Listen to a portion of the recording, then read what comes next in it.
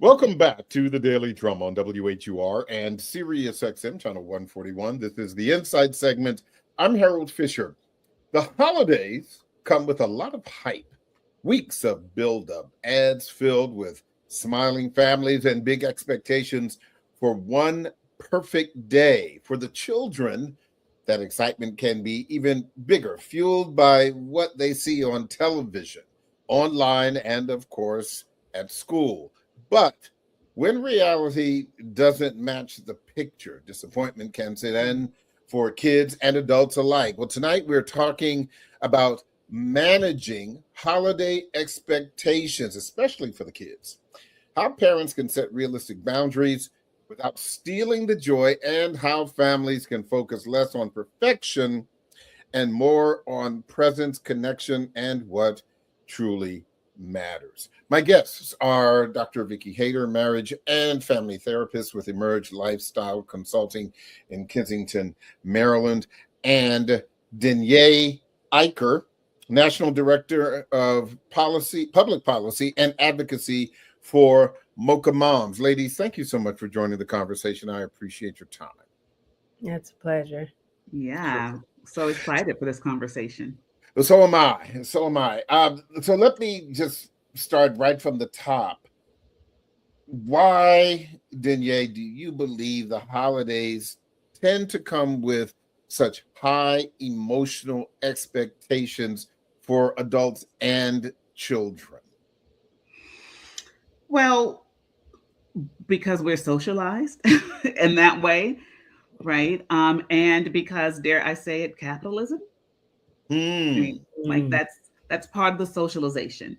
And so in my experience as a parent and as a child who did experience Christmas, um, it means and it the holidays mean two really big things for us. One of which we can't escape because of capitalism, right? It means all the things. There's all the buying. Um, we are going over budget in all the ways, and because we want to give our kids all the things that they want, right? Mhm. Even though, and I think we'll have this conversation later, it, for us and for me and our family, it has been really important for me since they were born that the kids understand you are not supposed to have everything that you want. That is not that's not a value of ours. So I think there's a values conversation. The other reason why it's so big in terms of expectation is because for us, right, it is um, the time of year when we know that we are going to be with broader family. We have not always had the privilege of living where our families live, where our extended family live, right? So it's just been like the four of us for a lot of time, for many, many years. And so it is during these holidays that we get to see everyone or almost everyone. And so for us, that is what the expectation comes with. Hmm. Yeah. When you talk about, the I guess the 35,000-foot view of this holiday and expectation, Dr. Hayter, how do you kind of address this issue when people are feeling a great deal of anxiety, not excitement, worry, not joy?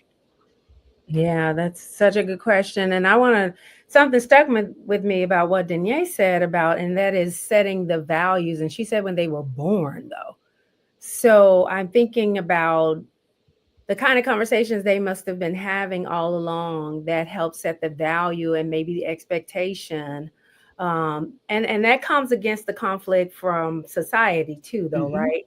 You can set values and really work toward creating that in your home, but that also will come against what the mainstream society says about what we are to expect and who we are around even our sense of self and what we want from each other and what we want from our family members. So we have these conversations, not just right. So people start coming to therapy right around October because they're Really? getting ready for the holidays. And we notice the anxiety starts to pick up, right? And it's because one, there's an expectation of how things are going to go. Who are we getting together with? If there are any family dynamics that are contentious or what have you. And even for the kids, right? They start to notice the holiday. They feel it in the air. They hear the commercials. They see all the things. So they're buying in. We've all bought in to some degree because the society we live in.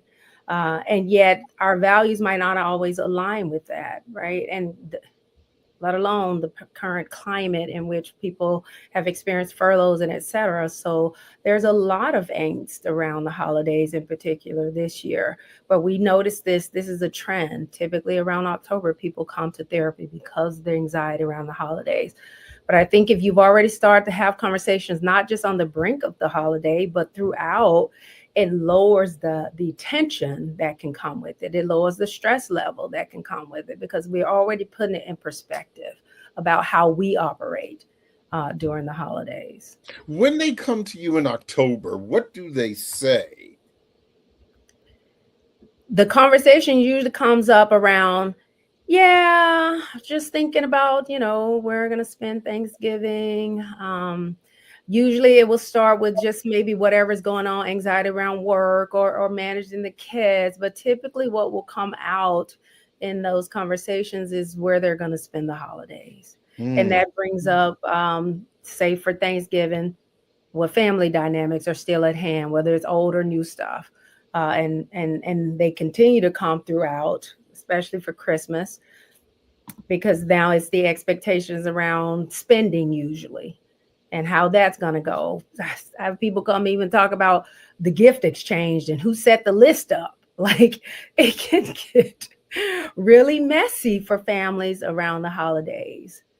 Oh my gracious. So Denier, you have two children, and I just wonder, how has the season and the expectations that come with it, how has it evolved from when your oldest was very young to now the oldest being 16? I mean, do you think about it in the same way? Do you have any anxiety about the holidays, or perhaps like me, have you learned to be completely unbothered?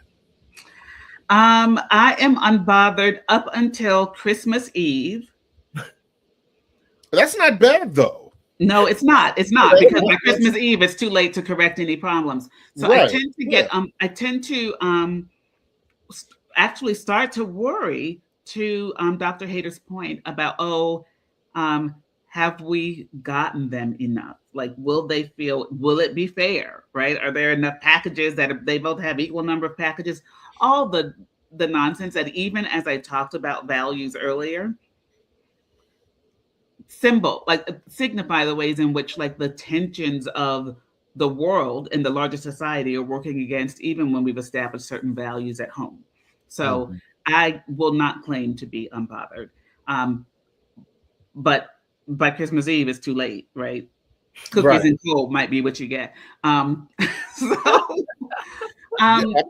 Absolutely. But I will say that my experience is that in some ways it's easier, because the older they've gotten, the less there is to get, right? They are not bothered by the Target ads. By the way, we're not shopping at Target anyway. I'm just saying, right? Stick with the boycott. But it's not as though there are, there's just not all the things that they want. That also comes from a place though of, and I want to name the privilege of the fact that my kids really do have all of what they need and more than what they need to want. So even though we've set up this value that you don't get everything that you want ever, not just at Christmas, but period, right? That's life. I have been real clear with them that I am not raising a certain kind of leader, president, right? I'm not raising one of those. So you are not going to be spoiled in this house. And my kids are a little bit spoiled, right? They have a lot. So But I have noticed as they got older, like my son came to me and said, there are only 3 things on my Christmas list. Do you still want it? Wow. And my daughter is like, she has a much longer Christmas list because she's 12 and she cares about, like, 12-year-old girl thing. Skincare. Well, like makeup and skincare and all the things, but those things are all relatively small, and I can go to the dollar store and get them and be just fine. And so I have found that in some ways I'm noticing this year it feels a little easier. In fact, the hardest part is I want them to have something. Right? Mm-hmm. Right. Coal and cookies, y'all. Coal and cookies. Coal and cookies. We'll take it. But I will say, so it strikes me that this conversation is or can be very dynamic, right? Because it comes, like, we're talking about stages and phases of when it comes to the kids, like their childhood. Yeah. Yes. And also we are talking about like, I imagine the way it might be handled. In some ways, there are nuances depending on how you find yourself situated. Right? Well, that's one of the points that I was going to make. And I don't want to forget, because I want Dr. Hayter to address the evolution of parenting, and she is really in a prime situation, because even though she doesn't look like it, you've got a child. Your oldest is 20, your youngest is 8, but let me go back to what Danye was saying. Let us assume, just for the sake of this portion of the conversation, that we're not talking about parents who are worried about their finances, who have lost jobs considering political climate, who are worried. And that's a very serious and a very real situation, and we can address that later. But for those parents who are in positions where they can give their children not only what their children want, but also what they want their children to have. Okay. Being situated, as you said, Danye, is really, really critical when you're in that position to have the option to make those kinds of decisions. So my question, Dr. Hayter, is, if you're in that position, is that stressful? When you can give them what they want and what you want them to have. That's a very interesting question. So is it stressful to the parent? Yes. To be in that position and trying to determine how much should you give them, even though you can? Well, I've always heard the saying, just because you can doesn't mean you should. Boom. Yeah. Right? Because we need to go back again to the values, right? Just because you can doesn't mean you should. What message am I trying to send by doing that? Right? What am I trying to construct in our family values if I give you everything and then some? What does it say to me individually then? Maybe it feeds something for me because I can do all these things. Who am I trying to impress, right? Maybe those are the kind of questions we should ask ourselves. If you feel yourself torn, why am I torn? I want to give them all these things. Why do I want to do it? Is it that I'll feel some kind of way if I don't do it? Will they be disappointed, or their friend, or they have to hear from their friends? There's some comparison thing that may happen. I think we have to ask ourselves some questions if we find ourselves stressed and torn. I think, Danye, you said this. There's definitely some nostalgia about Christmas, right? And we always go back to the reason for the season, and sometimes we're missing the point because the nostalgia around it, commercialized. We all feel the warm and fuzzy and the jingle bells, and we love that aspect of it. But with the commercialization of it, we've added to it the gift giving, and we've upped that to a whole nother level in our current place. So we really have to consider, why is it so stressful? Have I forgotten my values and what I consider to be the reason for the season? How do we want experiences? What other traditions should we really be thinking about that we co-create for Christmas versus our stress of budget and giving them all the things? And what if nothing's under the tree? I think we need to take some other factors into consideration before we get to that point of stressed out, anxious, and then end up just wishing you hadn't. When it's Right. all said and done, because that's what a lot of why the heck did I even buy all of this in the Right. first Yeah. place? Hold on. I'm going to take a quick break, but I want to remind our listeners that you can hear this and every edition of the Daily Drum Inside segment via podcast on WHUR.com. The original Quiet Storm with Raheem Devon is next on WHUR-FM. This conversation continues on Sirius XM channel 141 and 96.3 HD2 in just a few seconds. Welcome back to the Daily Drum on Sirius XM channel 141. I'm Harold Fisher. We continue our conversation about managing expectations during the holidays. My guests are Danye Eicher, National Director of Public Policy and Advocacy for Mocha Moms, and Dr. Vicki Hayter, Marriage and Family Therapist with Emerge Lifestyle Consulting in Kensington, Maryland. I do want to go back to what you were saying, Dr. Hayter, before, because one of the things that struck me was when you look at what you're giving your children and managing their expectations for the season, when you're playing the long game, it isn't about Christmas. It is about parenting and how you want your children to be when they grow up. Mm-hmm.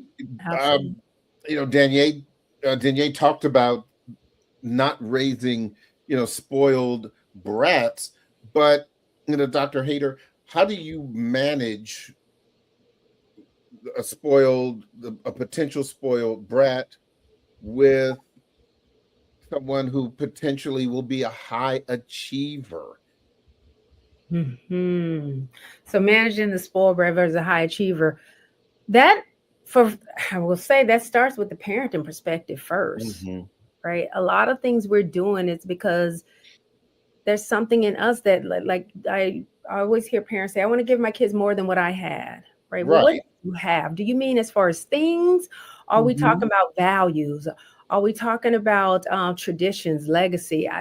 It's interesting because I see couples too. I'm always questioning or trying to find out more, exploring people who say they are setting up financial legacies. I think that is great, but what about relationship legacies?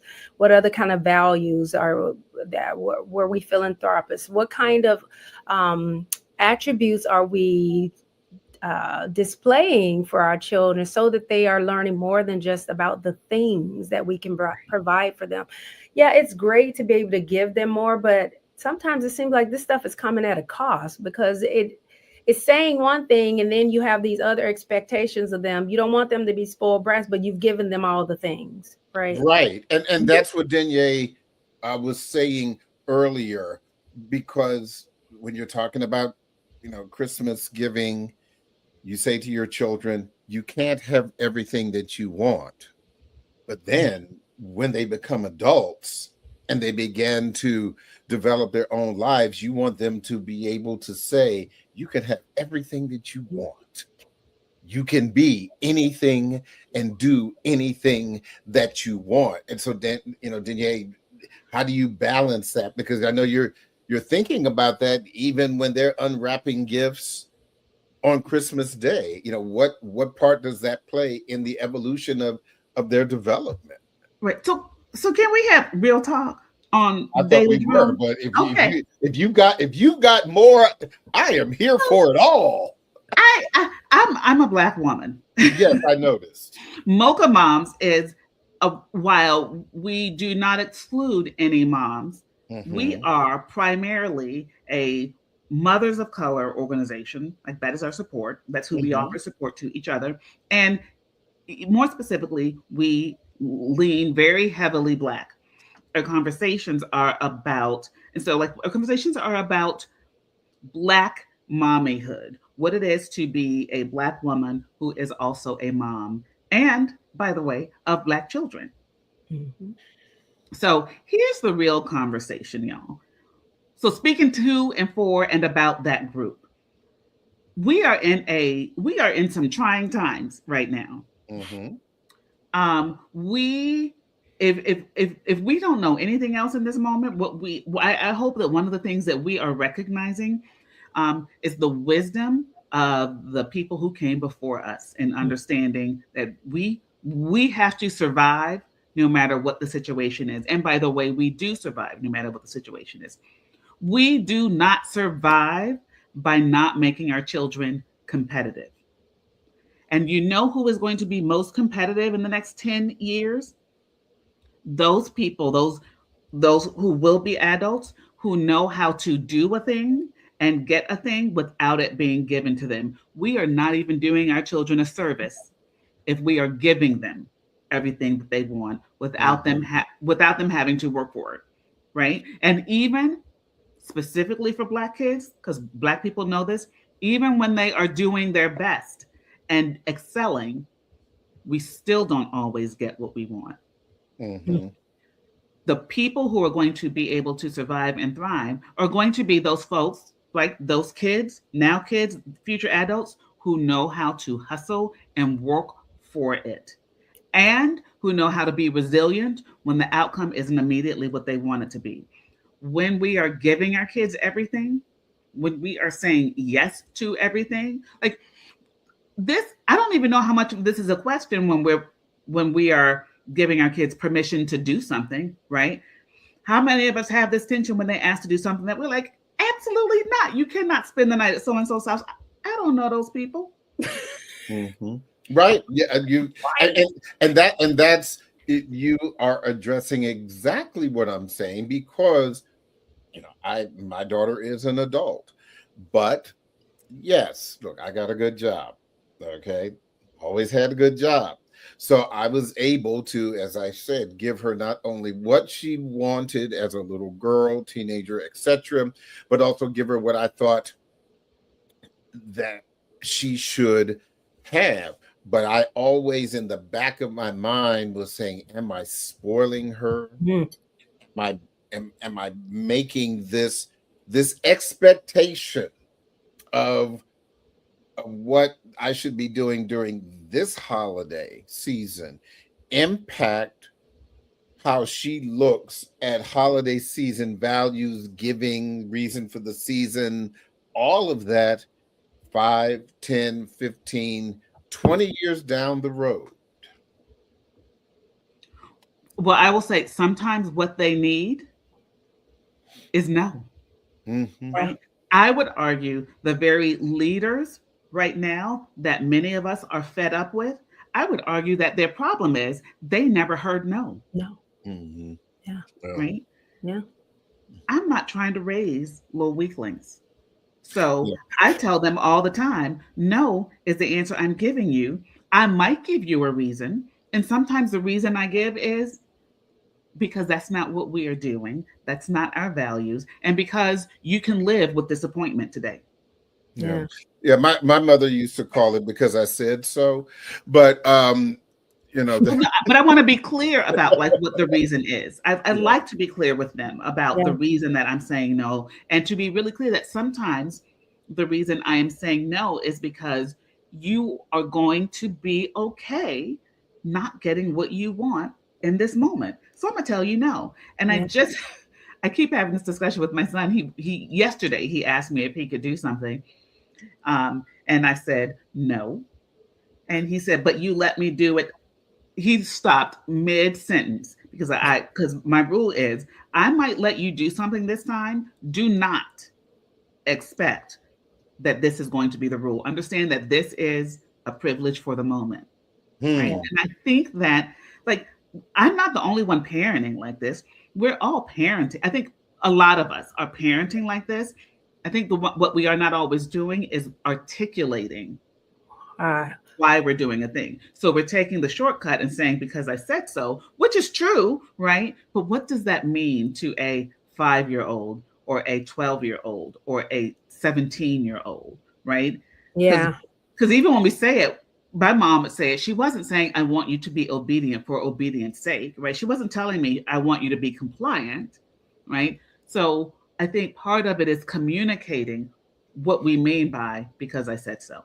Yeah. So Dr. Hayter, to that point, and I mentioned this earlier, and I wanted to get back to it, but you have, for the purposes of this conversation, a unique experience in that you have a 20-year-old, an 8-year-old, and two in between, and she looks fabulous. you see that, right? Exactly. Like, and who knew? Who knew? Thank you. Whatever it is, whatever you're drinking, you need to bottle it and sell it, and you won't have to work. Right. But as a mother, as a parent, obviously, with the help of a husband and all of that,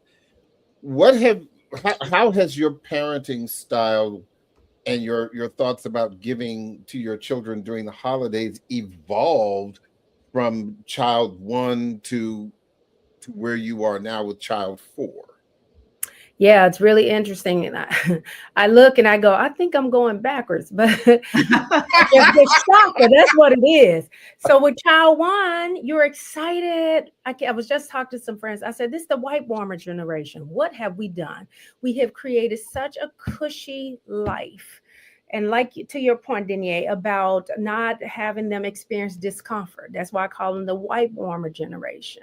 We wipe their behinds with the white warmer so they will feel no discomfort coming into even a diaper change, right? We did all the things to make it comfortable because that's what we should have had and would have wanted, right? And so we're going to give them everything we didn't have. So we're mindful of all these ways that we give, that we construct and concerted effort, our parenting, the play dates, everybody gets a trophy, everybody feels good, there's no losers. All the ways that they'll never experience disappointment, right? They get a chance to make up grades. They get a chance to turn in things late. There's always a way made, right? Always a way made. So then, therefore, when they get older and don't experience discomfort or disappointment, they are lost, right? They are unsure that they're okay, literally. They're in my office. They're highly anxious, very depressed in their heads. And then they have all the external social media and all the things playing into their sense of self. They are completely lost. So as from 20 to the 8-year-old now, I make sure that you know, right? There's a lot of, absolutely not. No, you cannot. No, I can't this time. I'm so much more mindful of it's okay for him to experience discomfort. And I say to him, sadness is normal. Discomfort is normal. Everything's making me feel uncomfortable. I feel so unsafe. Believe me, don't get me wrong. There are some real unsafe situations that kids make themselves in. I'm not talking about that. I'm talking about when somebody hurts your feelings, your whole world can't end. If I say no to you, if you get a bad grade, all that is okay. And your world is not ending because of it. Negative emotions are real. They're not going anywhere. I don't care what we do. Negative emotions will not go away in this as long as there's humankind. So we need to know what they are, how you label them, how you cope with them. It does not have to turn into an anxiety disorder or a depression disorder, right?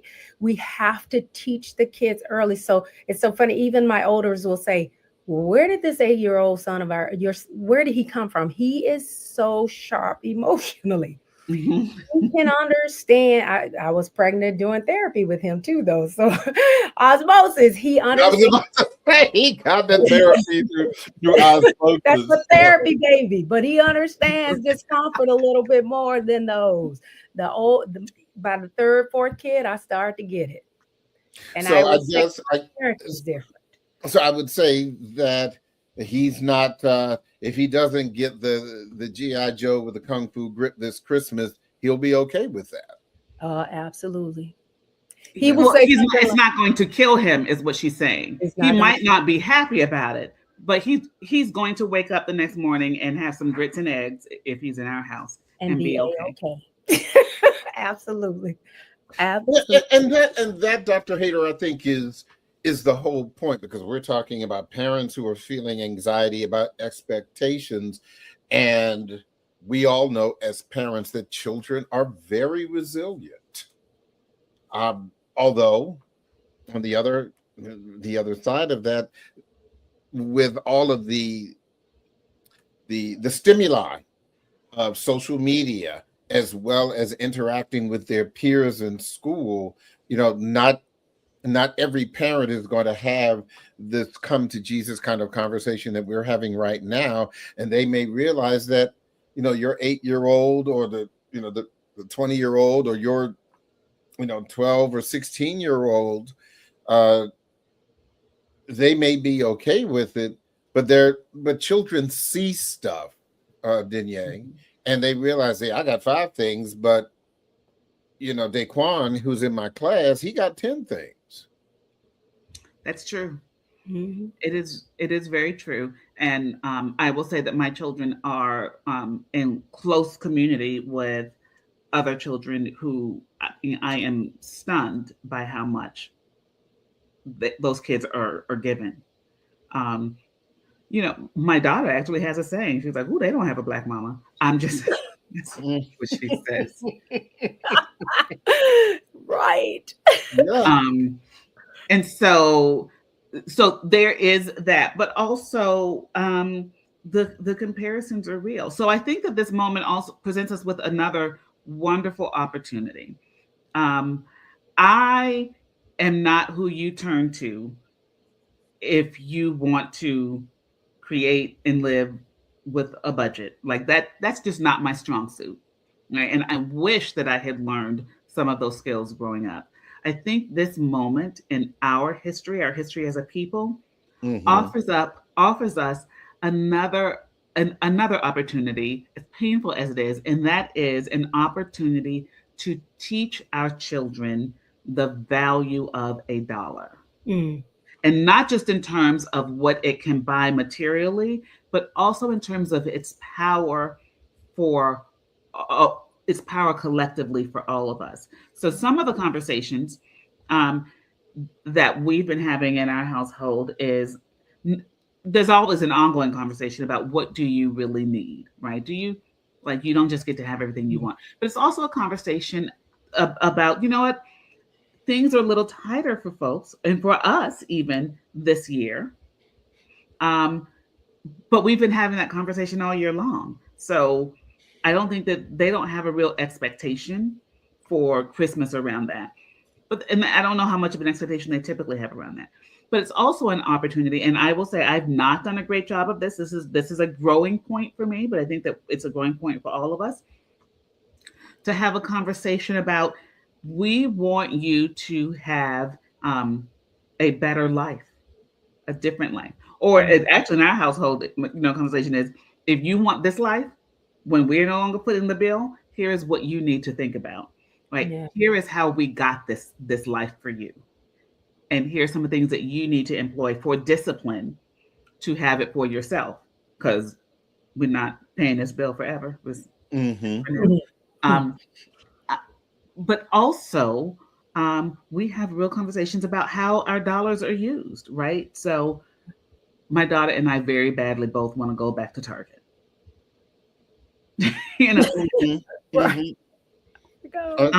Understood. She's like, oh, I really wish they would act right. Me too, baby. But this is why we can give our money to other places, right? Yeah. And so they hear me regularly talking about Black businesses and can we shop here? So maybe it's a little more expensive, but at the end of the day, they are not working against us, right?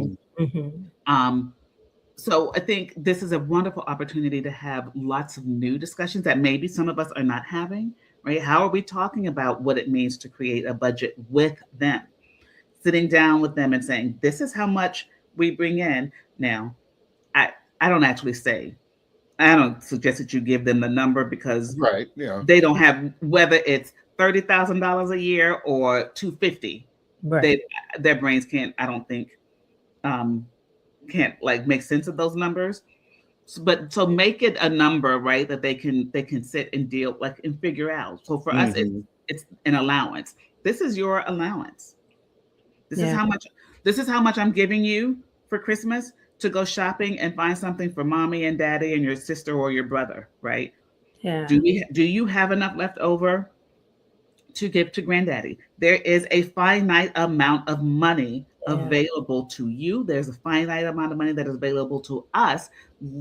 How can we make together some real choices about how we're going to spend this money today and what we are going to set aside for tomorrow. Let me also ask, because most of this conversation has been centered around what parents would be giving to their children. But what would you recommend, Dr. Hayter, to parents who are trying to get their children to understand what it is to give and to be grateful around this time of the year? Because they start thinking, if the parents are coming and seeing you in October and feeling anxiety, you already know that by the first week in November, the children are running around thinking about what I'm going to get on Christmas Day instead of what am I going to give of myself. Yeah. I, as much as I want to think about this as far as what you're giving around Christmas and that whole holiday season, but first you got to ask yourself, where's the giving happen throughout the year? Right. Where are we giving our time? Where are we volunteering in different places, not just during the holiday season, right? Because people need things throughout the year. And so this idea of giving, this should be an ongoing conversation, whether we have a specific place and time that we do our volunteer work or that the kids are signed up to do things. And good thing they do it in schools now as far as service. But I think from a family standpoint, if that's a value, then we should have that as a part of our ongoing conversation about where we plug in, where we give to others. Like it could be part of your spring cleaning. Hey, you can't wear these things anymore. Get your things together. We're going to give these to whatever organization we've already designated, or sometimes they may even know. Oh, sometimes my kid will say, oh, I want to give this to so-and-so. That's good. You're thinking of how to give, right? We have Angel Tree at our church. Before Christmas ever gets here, Thanksgiving, I start saying, who are you giving to this year? Pick an organization, right? So before you can even give me a list, give me who you're going to give to first. How much is it going to be, right? Who are you going to give? What are you going to give to, say, siblings or whatever? So you have to get them thinking about it before they get to the week of Christmas and then start thinking about it. But that's an ongoing conversation of values for our family. Right. And it can happen in really organic ways, right? Yeah. It can happen over laundry, particularly for those who are watching and listening and have little kids. Every time you do a load of laundry, there is another item that baby cannot wear. Right. Yeah. So you can make it a point to set aside those things, but then include them at very early ages. Hey, we can't use this anymore. You're done with it. Do you remember how much you love it? Whatever. But it doesn't really fit you anymore. There are other kids who are coming along, who are babies, who might love it, and have the conversation about we're putting these things aside. Here's the pile. Here's the box for whenever every new thing of laundry. And as they get older, it becomes you got to put these clothes away. Right. If there's anything you're no longer going to wear, right? Here's the box, and we're going to bless someone else with it. And it doesn't always have to be, and this is a bit of encouragement, right, for parents who have young kids in the moment, or who are just now thinking about this themselves, right, at this moment. These are very organic ways in which you can begin the conversation with your children about how much you have and how and what other folks don't have, and we can bless someone else with it. Another thing that I found that I have done with my children throughout their lives is, their mornings on the way to school, the bus stop, on the way home from school. The question is, what are you thankful for this morning? Give me 3 things you're thankful for this morning. They hate this question. And I often get ridiculous answers like, oh my gosh, I'm thankful that I have food to eat, a house to live in. Maybe you, right? Today it's you, not tomorrow.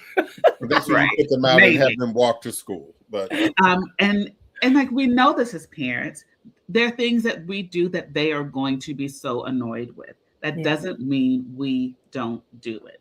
That's right.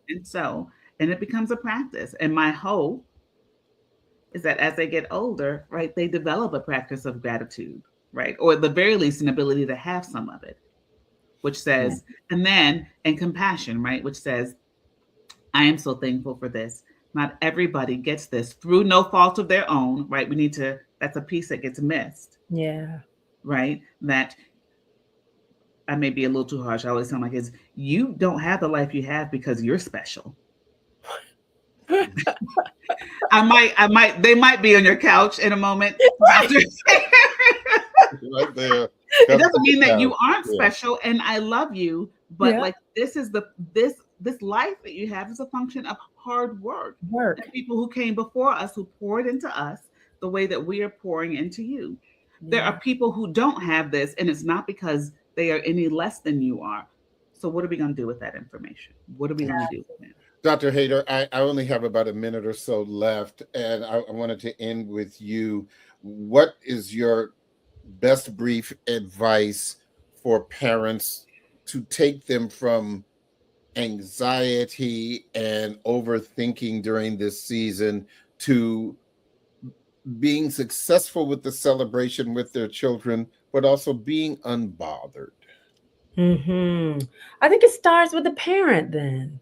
It starts with assessing for yourself, what are you anxious about? Are you going to be disappointed if there's nothing under the tree for the kids? Are you going to be feeling very conflicted or upset if you go over budget? Like, you got a sense for yourself what's going on with you, and then you determine how to move forward. One, you have to assess your values. If you really have set it up so that you can't say no to your kids, that's going to come sit on my sofa, because that's going to, and believe me, we are still talking about that in 60s, 70s, 80s about what happened with raising the kids, right? So it's a self-check first. And you determine where you are with this and what really meets the needs for your family. You have conversations before the week of Christmas when we're under the gun and going, oh, shoot, it's the 23rd. I should probably run out and get something. And then you're out there frenzy shopping, right? Think about it beforehand, right? That's why people come in October, because they are thinking about it. They just don't know what to do with it. And I commend those who come to therapy, because they come and they have a place to really talk through the dynamics that are probably they're afraid of or anxious about, the overspending they feel like they already know it's going to happen and they want to get caught up in the pressure of it, but then they find themselves doing it. You don't have to, because if you really think about what it is that you value for the holiday, then you put measures in place to try to accomplish that. If it's a relaxed time, people say, Dr. Hayter, what are you doing? I'm actually chilling. Some days I'm just not even hosting. Like, I just want to coast my way. If we don't start dinner or we just eat some basic food, I'm going to be okay. I need to do what works for me. And I give the kids a heads up. They'll be disappointed. They'll say, oh, but why aren't we hosting, or why aren't we doing this or that? And I say, because this year, mommy just needs to chill. Yeah. And mommy does too. And we're actually okay with that. We'll have some good food and we'll laugh and we'll watch some movies, but we're just not going to be pressed because we don't have that in us this time. Yeah, I think that's a great place to end this conversation. Wow. Danye Eicher with Mocha Moms and Dr. Vicki Hayter, thank you both so very much. I really appreciate it. And look, happy holidays. I should say happy, unstressful holidays. God bless you. To the both of you. That is the Daily Drum for this Thursday, December 18th. I'm Harold Fisher. Good night.